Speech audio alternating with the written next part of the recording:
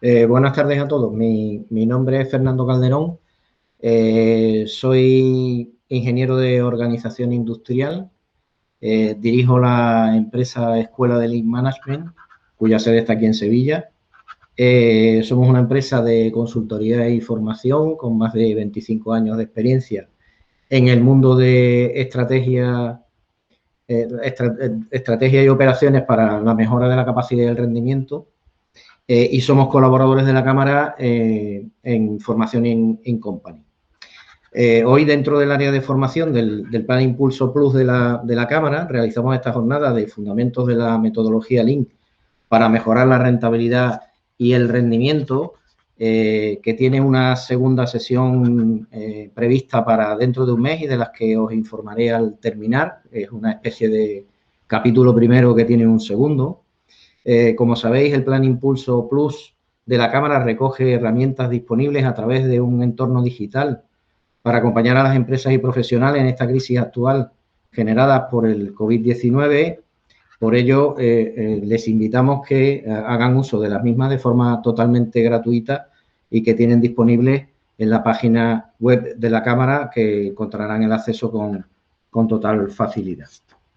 Voy a compartir la presentación con vosotros.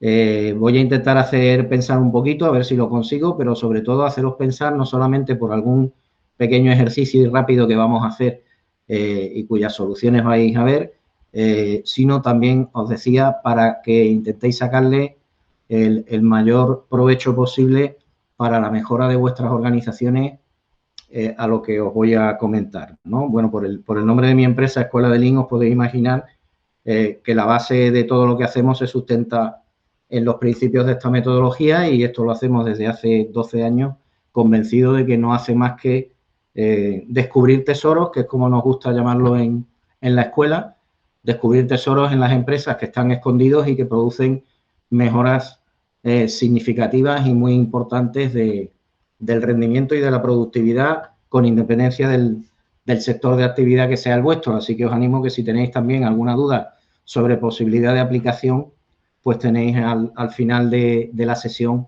esa oportunidad. Bueno, al final de la sesión podéis ir lanzando las preguntas durante la misma, de manera que las personas que están por detrás de la cámara, a los cuales también agradezco su esfuerzo, que hacen que este webinar se pueda celebrar con la calidad que estáis viendo, ellos van a recoger esas preguntas y me las irán pasando para que al final, si os parece, podamos darles respuesta.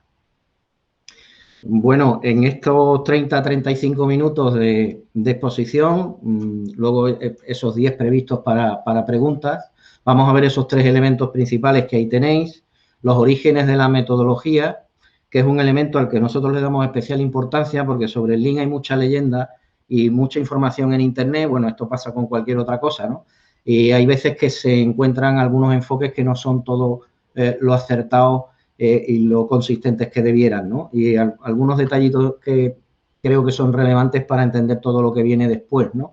Estos 60 o 70 años del Toyota Production System, que es en realidad lo que consiste la metodología Lean, ¿no?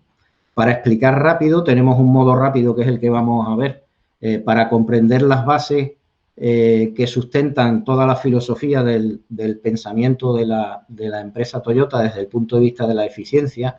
Hay más principios y más valores, pero podríamos decir que las 4 ideas que vamos a ver son las que sustentan el razonamiento que luego desemboca pues en todo un sistema de producción que ha tenido y sigue teniendo los resultados que está dando. Para vuestra información, aunque vais a ver cosas muy antiguas que os voy a poner ahora del origen, porque Toyota se fundó en el año 1936, el mes pasado el presidente de Toyota presentó los resultados del año 2019, que alcanzaron los mayores de toda su historia, batieron récord en liquidez. Para que os hagáis una idea, terminaron el año con más de 50.000 millones de dólares en caja o equivalente, ¿no? O en activos equivalentes líquidos. Y llevan durante los últimos 5 años arrojando un beneficio de más de 20.000 millones de dólares año tras año, algo que nadie en el sector del automóvil ha conseguido hacer, ¿no? Bueno, y después de estas 4 ideas, terminaremos poniendo las bases sobre las cuales construye la compañía todo su sistema y que darán pie a esta segunda sesión que tendremos dentro de un mes para aquellos que os interese y que, como os decía, luego os comentaré. Bueno, los orígenes de la metodología. El origen de la metodología, curiosamente, está en un señor que no se dedicaba al mundo del automóvil, lo que hacía era fabricar máquinas de tejer como la que tenéis a la izquierda de a vuestra izquierda en la imagen. El señor es el de la derecha, Sakichi Toyoda, y este señor era un industrial y un científico que registró más de 100 patentes en su época, pero que se hizo especialmente famoso y que le lanzó a la fama e impulsó su actividad por una de ellas. Fue capaz de inventar un sistema que hacía que la máquina de tejer, cuando se le rompía un hilo, la máquina se paraba automáticamente.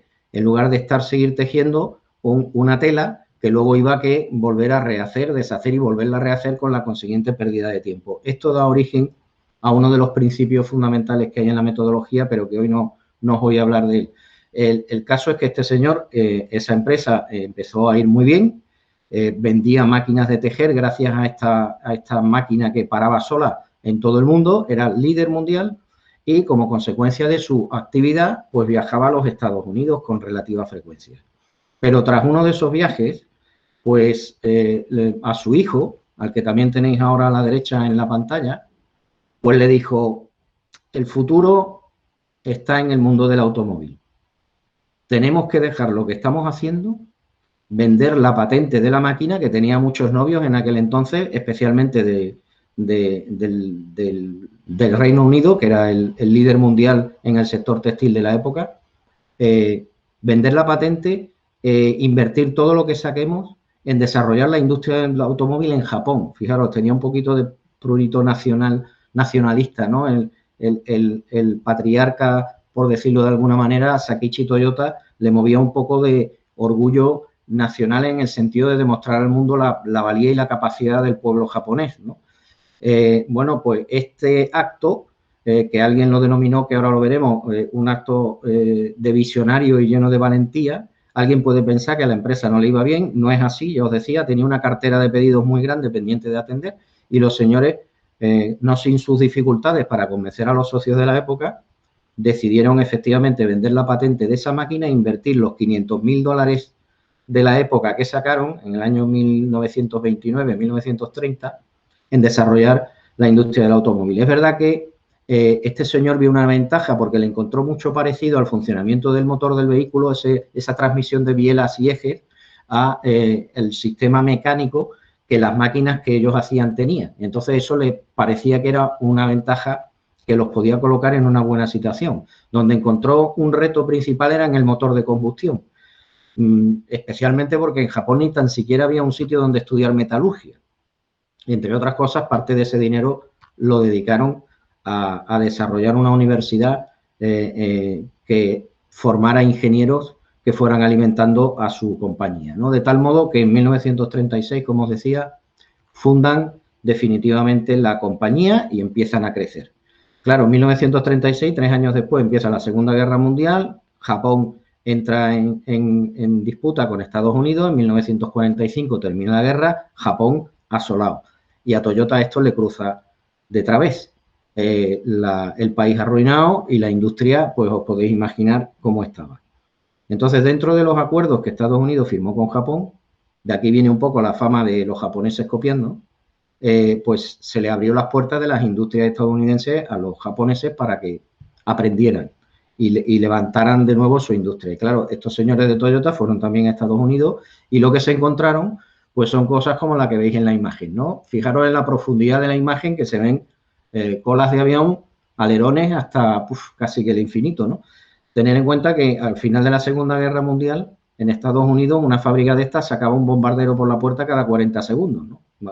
Ya veis, la velocidad a la que se destruían, pues había que fabricarlos a mayor velocidad. Entonces, claro, con un país y la ruina absoluta como la que tenían ellos y dinero ninguno, viendo estas fábricas que eran como grandes ciudades llenas de productos, de gente, de inventario, de materias primas, de máquinas enormes, dijeron, pues ya hemos venido nosotros aquí a copiar mucho, porque a ver de dónde sacamos el dinero para hacer esto. Sin embargo, esa crisis, y aquí conecto un poco con la situación que podemos tener ahora, ellos identificaron también oportunidades, ¿no? ¿Dónde identificaron la oportunidad? Bueno, pues el sistema que vieron en Estados Unidos no era más que el reflejo del que Henry Ford, pues como unos 30 años antes había ideado, ¿no? Con la cadena de montaje y la producción en masa. Entonces ellos percibieron que ya por esa época el automóvil empezaba a ser considerado no un bien de lujo, no un artículo de lujo que solamente unos pocos tenían a su alcance, sino que el público iba a empezar a querer variedad en la demanda, colores diversos, equipamiento diverso, y ahí identificaron en los Estados Unidos y en su forma de fabricar que iban a tener una gran dificultad, porque claro, esos movimientos de materiales, esas grandes máquinas justifican para que su coste esté justificado, necesitan de hacer grandes tiradas, ¿no? A mayor velocidad, mayor cantidad de piezas fabricadas, el coste unitario se baja. Y entonces ellos identificaron que a una demanda con mayor variedad y más exigente requería de procesos flexibles y ágiles a toda velocidad que pudieran atender sus necesidades antes que cualquier otro. Y entonces esta oportunidad efectivamente la convirtieron en su valor diferencial. Pero esto que se dice fácilmente, procesos flexibles y ágiles, pues tiene su complicación a la hora de ser implementado. El otro elemento es no tenemos dinero, entonces lo tenemos que hacer con los mínimos recursos posibles, ¿no? Entonces, como consecuencia de eso, a la izquierda ahí veis el tipo de producción que Toyota desde aquel mismo momento promovió. El presidente de la compañía, después de la Segunda Guerra Mundial, tenía datos que ponían de manifiesto que para fabricar lo que un obrero estadounidense hacían falta 9 obreros japoneses. Es decir, este señor, su anuncio fue a la compañía y a todos sus empleados: tenemos que multiplicar la productividad por 9, si no, nunca alcanzaremos a la industria estadounidense. Y además lo tenemos que hacer en 3 años. Bueno, pues este señor, que no es el que tenéis en pantalla, es el que estaba en la pantalla anterior, tuvo el valor de, después de una guerra mundial que dejó el país como lo dejó, de meter a la compañía en un reto de semejante estilo. Digo yo que cualquier otro hubiéramos tirado la toalla ante la situación, ¿no? Y sin embargo estos dijeron que no, que ese era el camino y que había que seguir con ingenio, pensando en cómo fabricar de otra manera, ¿no? Y este señor que tenéis en la imagen, Taiichi Ohno, es el ingeniero que no es de la familia Toyota, como podéis ver por el apellido, que desarrolló, siguiendo los principios que le marcaba la familia, pues todo el sistema de producción con las diferentes herramientas que muchos conoceréis. ¿Y por qué se llama Lean? Pues porque a un grupo de ingenieros estadounidenses del Instituto Tecnológico de Massachusetts, a mediados de los 80, el gobierno estadounidense le dijo: señores, la industria japonesa del automóvil nos está adelantando. ¿Qué diablos estamos haciendo para que tanto Europa como Estados Unidos nos estemos quedando atrás? Entonces, estos señores hicieron un estudio como consecuencia de ese encargo. Fijaros que el encargo tuvo una financiación de 5 millones de dólares. Ese estudio, para que os hagáis una idea de la magnitud del estudio, terminó con que este grupo de ingenieros acabó publicando en un libro, ese que tenéis en inglés, traduzco el título, La máquina que cambió el mundo. Ahí en ese libro es donde contaron los resultados del estudio y donde bautizaron a una metodología que ya el resto de la industria japonesa había copiado también de Toyota, como Lean, que se podría traducir como producir de forma ajustada, con lo justo. Pero llamo la atención sobre lo justo porque da la sensación de que es peyorativo, en el sentido de que es negativo, ¿no? Lo justo en castellano no quiere decir que sea poco, quiere decir que sea lo preciso. Es decir, hay veces en las organizaciones que efectivamente tenemos exceso de recursos, pero hay otras veces que efectivamente para que los clientes tengan y reciban en tiempo y plazo, pues es necesario incrementar los recursos en alguna área, ¿no? Bueno, pues las 4 ideas base de la metodología, aunque ya habéis visto algún retazo en la anterior, ¿no?, de máquinas flexibles, mejor que una máquina grande, decían ellos, compra 2 pequeñas, que normalmente serán más fáciles de mantener, más ágiles, los cambios que haya que hacerles serán más rápidos y, por tanto, nuestra capacidad de reacción y nuestro tiempo de entrega se reducirá. Las 4 ideas base que os decía, la primera puede parecer bastante elemental, pero la experiencia, lo que a mí me dice, por lo menos, no sé en vuestro caso qué pensáis, es que las organizaciones no estamos orientadas a esto que tenemos ahí en primer lugar. Mantener optimizados los costes es clave y solo depende de la organización. A ver, me explico. Normalmente la dirección no pierde de vista los costes, pero en cuanto nos vamos a la zona de trabajo, por no hablar exclusivamente de industria, cuando nos vamos a la zona de trabajo da la sensación de que el perseguir el rendimiento óptimo desaparece. Y yo creo que aquí hay una magnífica oportunidad para, sin necesidad de tener que hacer inversiones, todas las empresas mejoremos nuestros resultados. Voy a poner un casito que a lo mejor conocéis de haberlo visto antes porque es muy famoso. Es una cuenta muy tonta, pero yo creo que es muy ilustrativa. Imaginemos que tenemos esa situación en nuestra empresa que tenéis ahí muy simplificada, ¿no? Hemos tenido una demanda de 1.000 unidades, un precio de venta de 1.000 euros y un coste total unitario de 950 euros. Por tanto, nuestro beneficio obtenido ha sido de 50.000 euros. ¿Qué haríamos si quisiéramos multiplicar por 3 el beneficio? Os dejo pensar unos segundos. Podríamos hacer 3 cosas, ¿no? La primera, aumentar las ventas. La segunda, bajar los costes. La tercera, subir el precio. Hombre, la tercera, desechémosla, suele ser una decisión arriesgada, ¿no? Tiene que estar uno muy seguro de lo que está haciendo y de cuál es el valor que los clientes efectivamente nos dan para subir el precio. Así que entre ventas y costes, ¿por cuál os decantaríais? Hombre, reducir los costes lo hace cualquiera, si es a base de meter la tijera. No, reducir gastos de personal. No estamos hablando de eso cuando se habla de metodología Lean. Se habla de eficiencia, no de reducir gastos de personal. A ver, si quisiéramos aumentar las ventas, para conseguir multiplicar por 3 el beneficio, hacemos la cuenta, la tenéis ahí a la derecha, y nos sale que, bueno, pues si antes ganábamos 50 euros por unidad, si lo queremos hacer manteniendo el resto de parámetros, multiplicar por 3 las ventas, pues tendríamos que vender 3 veces más unidades. En lugar de 1.000 unidades tendríamos que vender 3.000 y de esa forma efectivamente multiplicaríamos el beneficio por 3 de 50.000 a 150.000. Si en lugar de hacerlo aumentando las ventas lo hacemos reduciendo el coste unitario, ahí tenéis la ecuación con la incógnita que nos quedaría, ¿verdad? Bueno, cualquiera que haga la cuenta, quien tenga curiosidad, sale que para multiplicar por 3 el beneficio tendríamos que reducir el coste un 10%.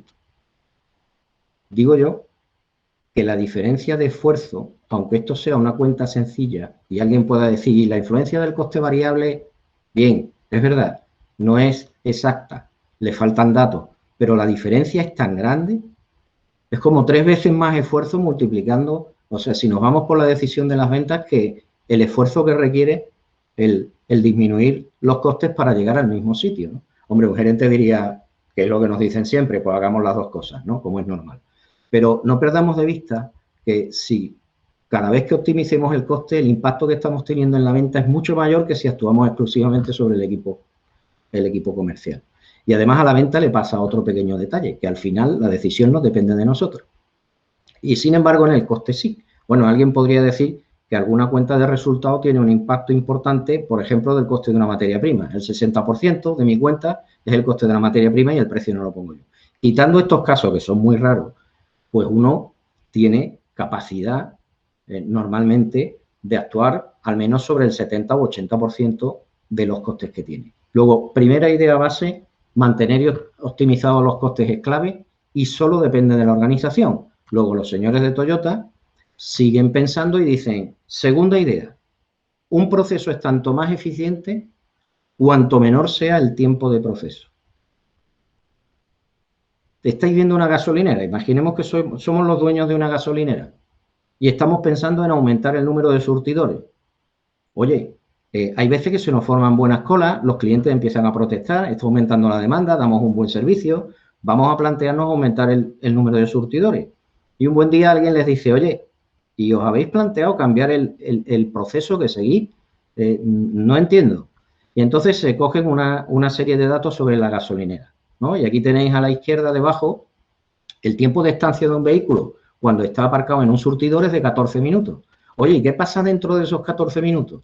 Pues mira, resulta que 6 se invierten en repostar y 1 en pagar. ¿Y el resto? Pues mira, el tiempo que pierde el cliente en trasladarse hasta la caja, en hacer la cola de caja, en volver, en que resulta que compra en la tienda, se pone a mirar el periódico, en fin, ahí hay otros 7 minutos que no se sabe, pero el coche está ocupando la plaza del surtidor y nadie está consumiendo gasolina. Entonces, ¿qué podríamos hacer? Pues si quisiéramos subir un 40% la capacidad, fijaros en la fórmula, el número de coches máximo que podríamos atender sería el tiempo que tardamos en atender, esos 14 minutos, ¿no?, que está ocupada la plaza, el tiempo que abrimos la gasolinera dividido por el tiempo que atendemos, que tardamos en atender un vehículo, el tiempo que el vehículo está, como os decía, ocupando esa plaza, esos 14 minutos que hay ahí. Si queremos aumentar un 40% la capacidad, un 40% el número de coches que atendemos, quiere decir que tendríamos que multiplicar por 1,4 la cifra de coches que hay ahí, ¿no? Como el tiempo que vamos a abrir la gasolinera va a ser el mismo, supongamos que es el mismo, o supongamos que abrimos 24 horas, por tanto ya no tiene posibilidad de abrirse, de ampliarse, multiplicar por 4 esa cifra, si ahora nos fijamos en el cociente de la izquierda, es lo mismo que dividir por 1,4 el cociente que está debajo, el tiempo de estancia. O sea que si esos 14 minutos los dividimos por 1,4, la cifra que obtenemos es 10 minutos. 14 entre 1,4, 10. Quiere esto decir que si somos capaces de bajar 4 minutos el tiempo que el coche está estacionado ahí, obtendremos la misma ganancia de capacidad que a la que conseguiríamos aumentando en un 40% el número de surtidores. Pero claro, la diferencia en inversión es importante, ¿verdad? Y los errores aquí son bastante menores los que uno puede cometer que cuando uno los hace acometiendo una gran inversión de por medio. Luego, segunda idea, un proceso es tanto más eficiente cuanto menor sea el tiempo de proceso. Y aquí de nuevo os llamo a la atención hacia las oportunidades. Si en vuestras organizaciones el tiempo de proceso no es una variable clave, fenomenal noticia. En vuestra empresa hay muchísimos tesoros que están escondidos, entendiendo por tales oportunidades significativas de 2 cifras de mejorar el rendimiento. Tercera idea. Oye, pues si el tiempo de proceso es una variable importante, vamos a ver qué hay dentro del tiempo de proceso en una actividad. Y ahora resulta que estos señores van a mirar y se encuentran que la mayor parte del tiempo del trabajo, o sea, que el producto o el servicio que estamos prestando está en curso, el trabajo está parado o el producto está parado. ¿Cómo? ¿Qué está diciendo este señor? Veamos rápidamente un ejemplo. Me he molestado yo, me disculpáis, en hacer la cuenta para que no la tengáis que hacer vosotros. Leemos rápido una situación que es muy frecuente, muy tonta, y además nos vamos ahora a un trabajo que es puramente administrativo, para que veáis que esto es de plena aplicación. El pedido sale del almacén hacia las instalaciones del cliente y el albarán de salida se deposita en la bandeja de albaranes. Pongamos que este suceso ocurre a media mañana. Fijaros en la imagen inferior izquierda. El primer día a media mañana. ¿Veis la flechita que pone el albarán? Está en la bandeja en ese momento. Ahora empecemos a contar el tiempo. Al final de la jornada, el almacenero lleva todos los albaranes al departamento de facturación. El horario del almacenero no coincide con el de la persona de facturación, de modo que cuando lleva la factura, el personal del departamento ya se ha ido. Una persona del departamento es la encargada de introducir los datos de los albaranes en el programa de contabilidad, pero esta persona organiza su tiempo de manera que es al final de la mañana cuando los procesa. El almacenero al final del día ha llevado el albarán al departamento de facturación y como la persona se organiza de manera que es al final del día cuando aprovecha para hacer la factura, es en ese momento cuando las imprime. Cuando ya las ha imprimido, las facturas se las tiene que pasar a su jefa y su jefa se organiza de manera que esa actividad la hace a media mañana. Cuando a media mañana ha terminado, se las devuelve a la persona que había emitido la factura para que las envíe, pero ella esa actividad la hace al final de la mañana. De tal modo que pensar qué tiempo tiene una factura de trabajo encima. 10 minutos, que me parece que son muchos. Hombre, si la factura es complicada puede tener 10 minutos, pero si no, una factura tiene 2 minutos o quizás segundos. Bueno, pues para un trabajo que tiene en realidad, si lo sumamos todo, del entorno de 5 o 10 minutos, hemos necesitado 20 horas. Esto es lo que los señores de Toyota vieron hace muchísimo tiempo y dicen, esto no puede ser, esto no tiene ningún sentido. Ningún sentido. No podemos tener un tiempo de respuesta de 20 horas para una cosa que en realidad el consumo de trabajo que requiere es de 10 minutos. Y esto es el principio de trabajar lo justo del just in time, que supongo que habréis oído algunos en muchas ocasiones y otros no tanto, algo que se refiere. Trabaja lo justo y trabaja de forma oportuna en cada momento oportuno. Ahí tenéis un ejemplo de una situación real de uno de los casos que hemos analizado. Hay muchos parecidos, ¿no? Pero fijaros en la fila de en medio de POSIT, hay 76 POSIT en total. los que hacen la fila de en medio, no los que están alrededor de color verde. Los que añaden valor son los POSIT que están puestos de color amarillo. Hay 11. O sea, solamente 11 actividades de 76 de verdad están añadiéndole valor al producto que el cliente está esperando. El resto están consumiendo recursos y tiempo y, por tanto, haciendo que nuestro tiempo de proceso sea mucho mayor de lo que debería. Hasta tal punto, os animo a que hagáis la cuenta, una cuenta simple como estas que estamos haciendo, sobre algunos de los procesos de vuestra organización y encontraréis razones, me refiero a proporciones del tipo de la que estáis viendo en pantalla. Por cada 100 minutos de tiempo de proceso, en realidad solamente durante uno se le está añadiendo valor al producto o al servicio. El resto, lo normal es que el producto esté parado. Cuarta idea, diablos, dicen los señores de Toyota, pues en lugar de invertir en máquinas o comprar surtidores, actuemos sobre las causas que hacen que el trabajo no avance y se quede parado. Os recuerdo las 4. Primero, mantener optimizados los costes es clave y solamente depende de nosotros, tiene mucho más impacto que la venta en la cuenta de resultados. Segundo, ¿cómo podemos optimizar costes? Pues cuanto más corto sea tu tiempo de proceso, tanto más eficiente eres. Tercero, me voy a ver mi tiempo de proceso y voy a encontrar que la mayor parte del tiempo el trabajo está parado. Pues actúa sobre esas causas que hacen que el trabajo se quede parado. Y entonces Toyota desarrolla, pues a lo largo de muchos años, una batería de técnicas que tenéis ahí en esa nube de palabras, que algunas conoceréis o conoceréis todas y no están todas, pero bueno, están las más representativas, ¿no? Que no nacieron de la noche a la mañana, sino conforme la compañía fue afrontando y resolviendo problemas. Para terminar ya con el tercer punto, ¿cómo arma Toyota su sistema? Pues lo hace, todo lo que hace Toyota, otro elemento importante, y aquí creo que también hay muchísima oportunidad, es que el señor Ono, el ingeniero que antes os presentaba, que desarrolla todo el sistema, era un convencido de que había que meter a todas las personas en la búsqueda incansable de la mejora continua, a todas las personas de la compañía. Y entonces todo lo que se diseña en Toyota son herramientas muy intuitivas y con unos nombres atractivos y representativos de lo que significan, ¿no? Entonces ellos dijeron, a ver, a todas estas tareas que efectivamente hacen que el producto gane en prestaciones, las vamos a llamar tareas con valor añadido. Y aquí hay una definición que no es la de Toyota, pero es la que nosotros utilizamos para que quede claro lo que significa valor añadido. Y es actividad por la que el cliente está dispuesto a pagar. Cuando analicéis un proceso en vuestras organizaciones, que será lo que en la próxima sesión haremos, veremos cómo se hace un análisis desde el punto de vista técnico de un proceso en una organización para ver cómo poder mejorar el rendimiento. La pregunta que nos tenemos que hacer es, ¿esto que estamos haciendo pagaría el cliente por ello? O sea, tengo que llevar el material del almacén al punto de la línea. Evidentemente, el cliente por eso no paga. Si eso cuesta 2 horas o hay que usar una carretilla, un elemento más complicado o menos, pues el cliente no paga. De la misma forma que un ciudadano no paga los impuestos para que sus expedientes estén esperando encima de las mesas a que alguien venga 40 días después a cogerlo. Tampoco. ¿Vale? Pues este es el mejor criterio para que utilicemos para identificar esas tareas con valor añadido. Y por oposición a las tareas que no añaden valor, el señor Ono las decidió llamar despilfarro, que ahora lo veremos a continuación. De tal modo que en todo proceso, con independencia del sector de actividad de la empresa, desde el punto de vista de la metodología, las actividades se dividen en 2 tipos, las que añaden valor y las que no. Y aquí tenéis 3 tipos en la presentación, porque entre las que no añaden valor, que es donde os he dicho que hay que dirigir toda la acción, podemos encontrar actividades que sean necesarias y que no se puedan eliminar, aunque no añadan valor.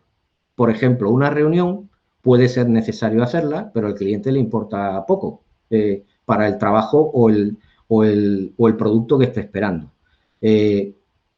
Un transporte o un almacén puede ser necesario, pero al cliente le da igual que nuestro almacén sea mayor, menor, esté más cerca o más lejos.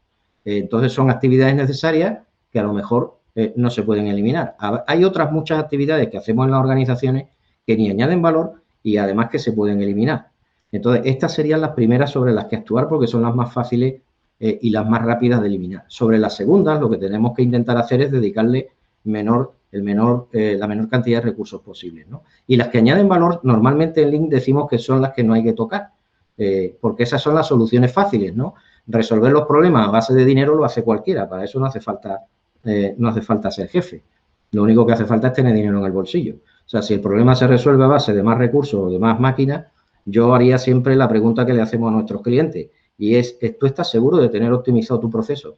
Pues si no lo estás, lo primero que hay que hacer es andar ese camino. Y ese camino se anda, esto está descubierto, lo que hay que hacer es hacerlo. Y luego, siempre de forma sistemática nos encontramos con lo mismo que luego nos dicen muchas personas, ¿por qué no habré hecho yo esto antes? ¿No? Tampoco hay que darse latigazo. El asunto funciona, lo que os animo es que no esperéis hacerlo porque os vais a alegrar con toda seguridad de los resultados que podéis alcanzar. Bueno, os decía que el señor Ono decidió llamarle a las actividades que no añaden valor despilfarro, ¿no? Desperdicio, también habréis oído.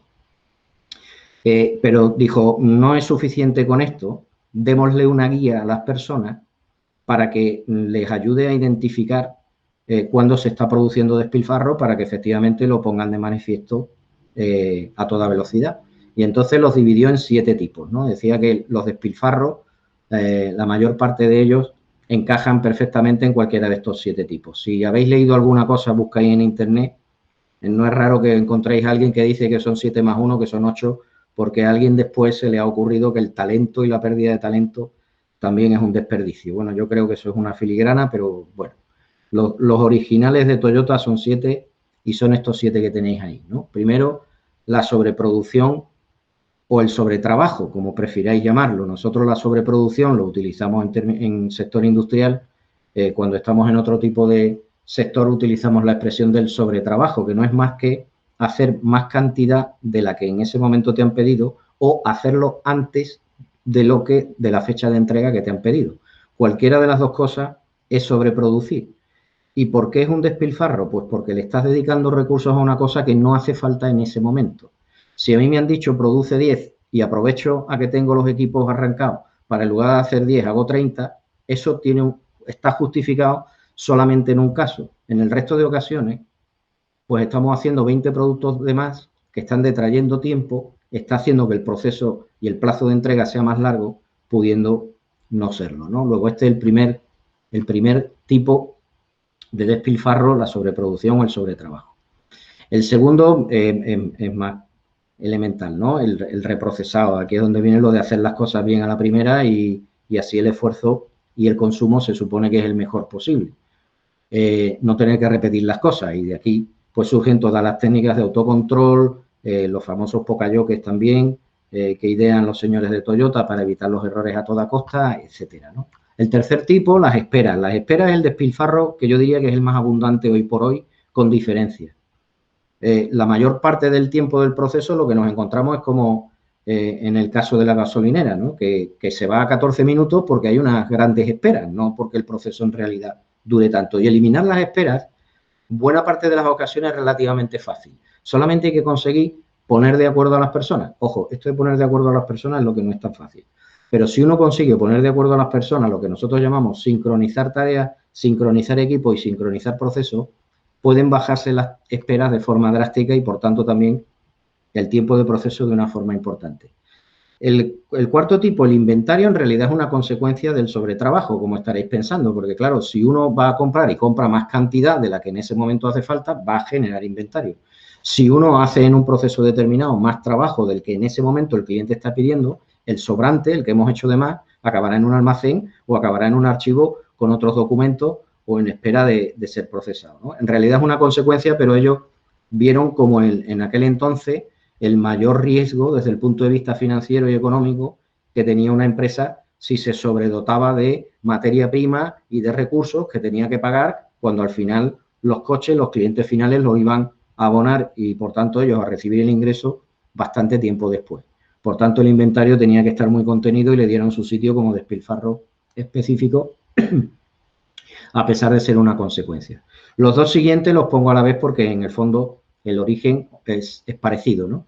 Transportar materiales dentro de una nave o transportar expedientes o mover muestras de pacientes en un hospital, pues es una pérdida de tiempo, se le llama transporte cuando es el producto o el servicio del que estamos hablando Y el movimiento, cuando somos los profesionales, los que tenemos que movernos, por ejemplo, de la planta primera del edificio del ayuntamiento a la planta 4 y luego volver a la planta 3 y luego volver a la 4 porque estamos poniendo a la firma un documento y somos un profesional que trabaja en el ayuntamiento. Pues eso es pérdida de tiempo del proceso por movimiento del profesional, no tanto por transporte del producto, aunque en este caso, si en nuestra mano va el expediente del ciudadano en cuestión, pues también sería un despilfarro por transporte. Y el último, el sobreprocesamiento, es el que quizás es un poco más complicado de entender, pero por eso el ejemplo de la imagen, que yo creo que es muy ilustrativo, ¿no?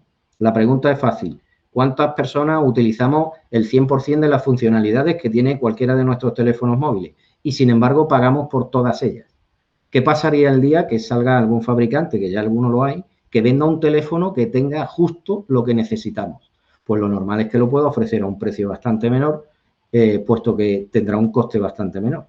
Entonces, aquí el despilfarro es, dicho de otra manera, no dotar al producto o al servicio de más calidad de la que el cliente está dispuesto a pagar. Nosotros hacemos mucha traslación, en este caso, con los informes que los jefes piden a sus equipos, porque hay muchas veces que se sobreprocesan demasiado porque el jefe no da suficiente especificación sobre el tipo de informe que requiere y desencadena una cantidad de trabajo aguas abajo que luego cuando le llega a él, pues resulta que con la mitad de lo que le han preparado le hubiera valido, ¿no?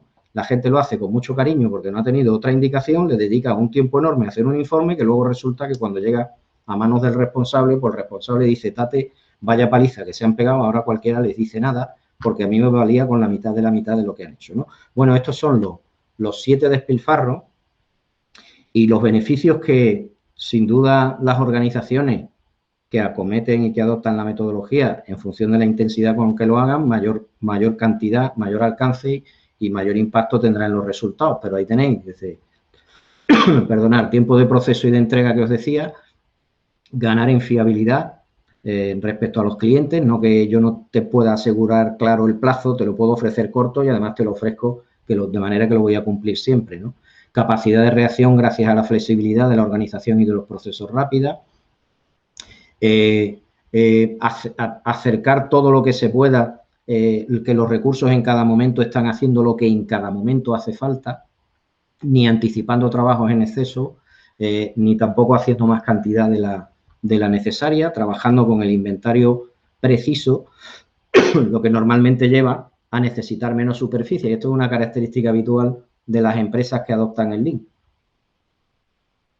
que se acaban encontrando con que les sobra superficie que pueden dedicar a otras cosas. Por ejemplo, una buena noticia que tuvimos hace 3-4 años, la planta de Almusafes de Valencia se trajo por la fabricación que hacía en Bélgica. Cerró la planta de Gante y la fabricación de los vehículos que allí había se la trajo a la planta de Valencia, por 2 razones.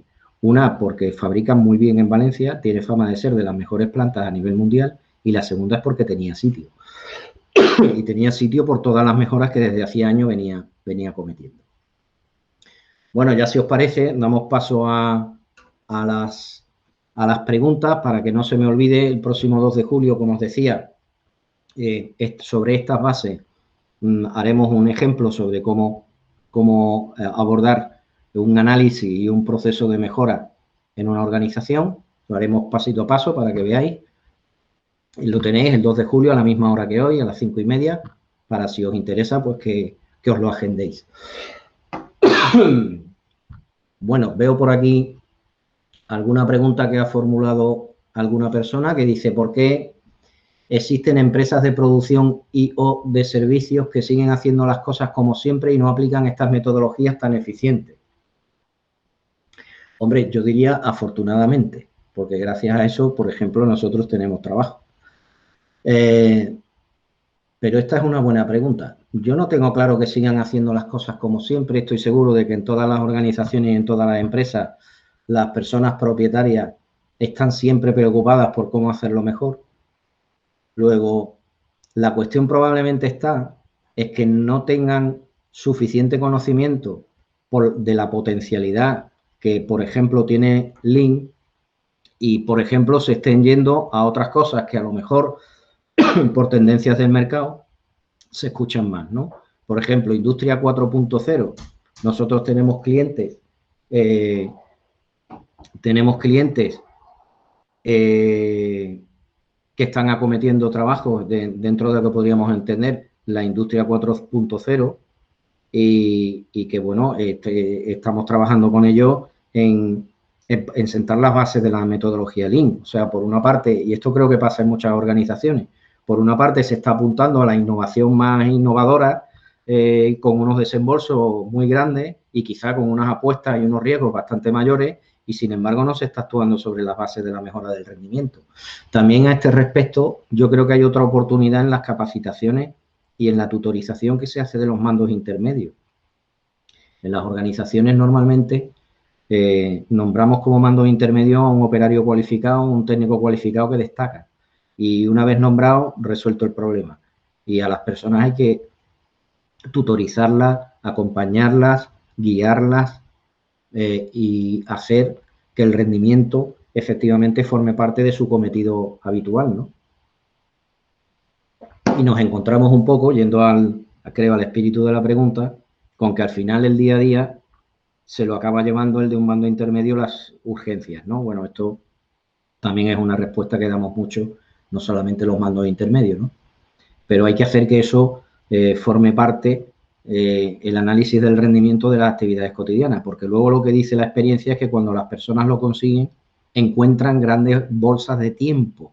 Cuando tú te haces mucho más eficiente, necesitas menos tiempo para hacer las cosas y ahora tienes mucho más tiempo para en el trabajo hacer nuevas cosas, incluso para poderlo dedicar a tu vida personal y además con bastante menor estrés.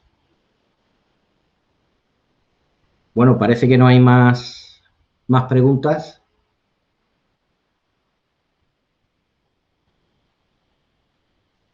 Creo que no.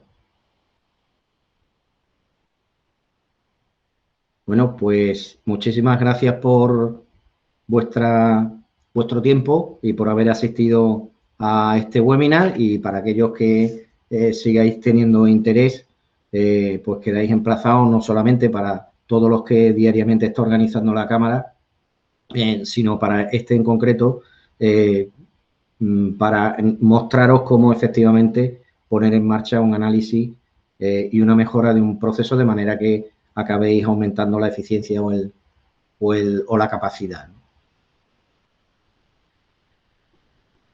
Me están pasando una pregunta en estos momentos y me dice, dentro del link encontraríamos Scrum.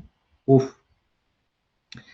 Yo creo que esto es liarse un poco y es bueno desliarse. Y en esto probablemente tenemos la culpa los consultores por el uso de palabras que puede parecer que son cosas distintas. En realidad, en el Scrum,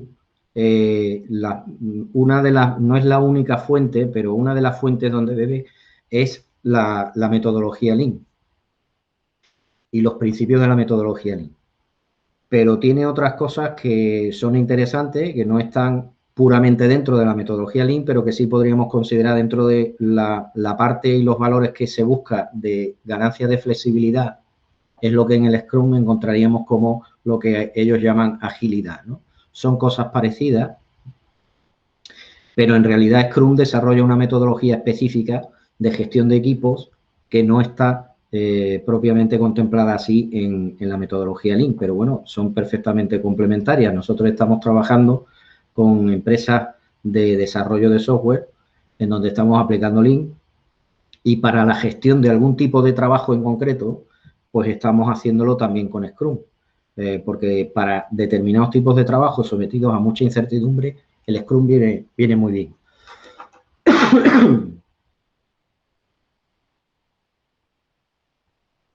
Bueno, ahora sí creo que ya no hay más preguntas. Agradeceros la atención, como os decía, y bueno, pues hasta la vista.